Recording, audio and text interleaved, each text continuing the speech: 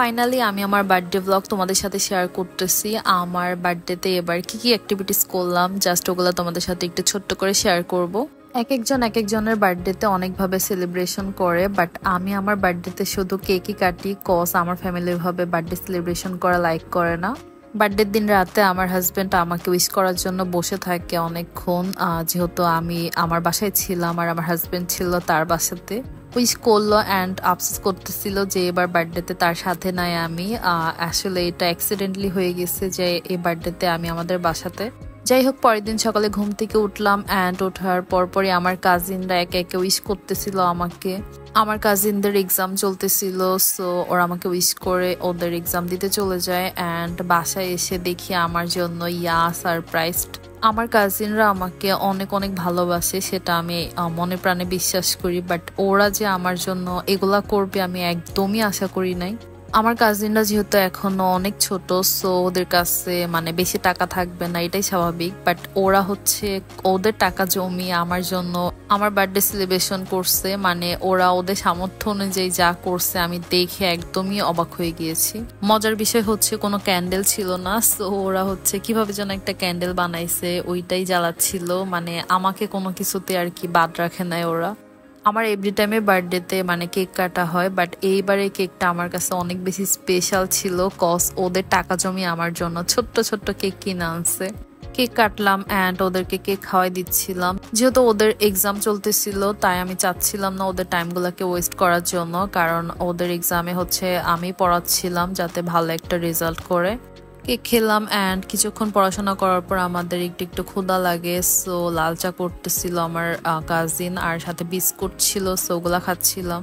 And ওই দিন আর কোনো ক্লিপসই নেওয়া হয় নাই। আমি হচ্ছে পরের দিন সকালে ঢাকাতে ব্যাক করি, মানে খুব আর্লি হচ্ছে বের হয়েছিলাম।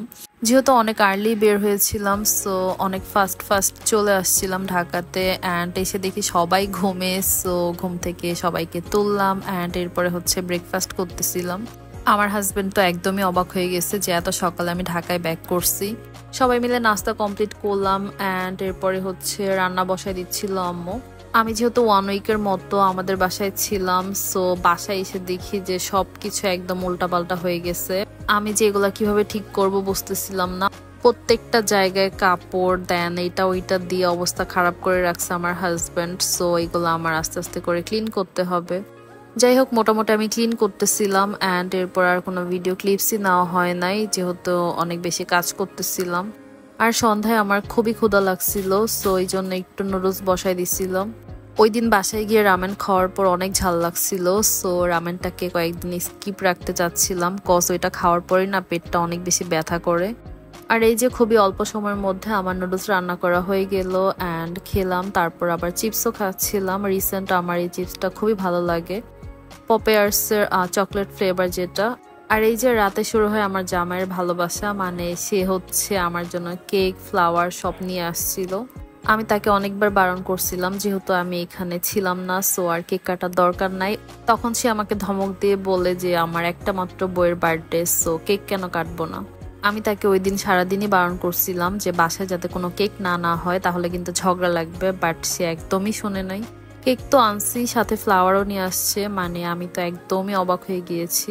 এই ফ্লাওয়ার হচ্ছে তার কাছ থেকে পাওয়া আমার ফার্স্ট ফ্লাওয়ার, মানে এর আগে কখনোই তার কাছ থেকে আমার কোনো ফ্লাওয়ার নেওয়া হয় নাই। কেননা ফ্লাওয়ার আমার খুব একটা পছন্দের না, তোমরা এটা শুনে অবাক হতে পারো, বাট আমি হচ্ছে আমার হাজবেন্ডকে ইনশিওর করেছি যে আমাকে কখনো ফ্লাওয়ার গিফট করবেন না, ওইটা দিয়ে আমাকে অন্য কিছু গিফট করবেন, কারণ আমার ফ্লাওয়ার একদমই ভালো লাগে না। সো আমার হাজবেন্ড যেহেতু এত কষ্ট করে মানে এত আশা নিয়ে আমার জন্য ফ্লাওয়ার নিয়ে আসছে, সো এটা তো আসলে ভালো লাগাতেই হবে। আর এটাই ছিল আমার বার্থডের একটা ব্লগ। আই হোপ আমার ভিডিও তোমাদের ভালো লেগেছে। Please don't forget to like, comment and share. Bye by.